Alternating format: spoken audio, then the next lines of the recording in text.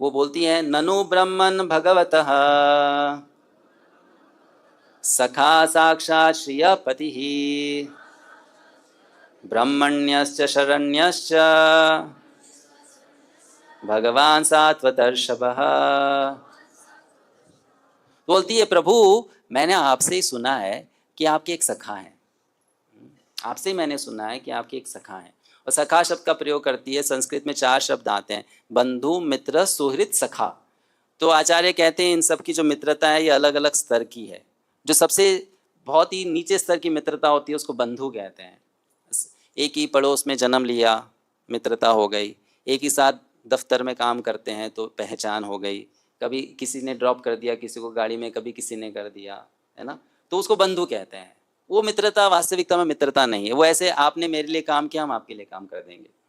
फिर दूसरा है मित्रता, जो बहुत सालों तक किसी से पहचान हो जाती है तो एक थोड़ा स्नेह उनके साथ हो जाता है, लेकिन जैसे ही दूरी होती है वो मित्रता चली जाती है। फिर सुहृद, सुहृद अर्थात वो व्यक्ति जो हमेशा आपका हित चाहता है, आप पास हो दूर हो उनके संपर्क में रहें न रहें, वो हमेशा चाहता है कि आपका जीवन में भला हो।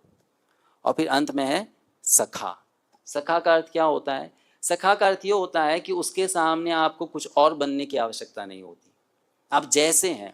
अगर आप बहुत निर्धन है वो आपको पूर्ण रूप से उस रूप में भी स्वीकार करता है। आप बहुत धनी हैं तो वो धन के लिए आपको कोई स्वीकार नहीं करता, आप जो व्यक्ति हैं उसके लिए स्वीकार करता है।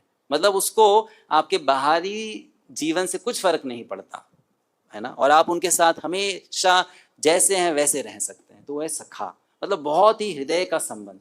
तो बोलती है आपकी एक सखा है, ऐसा आपने मुझे बताया है।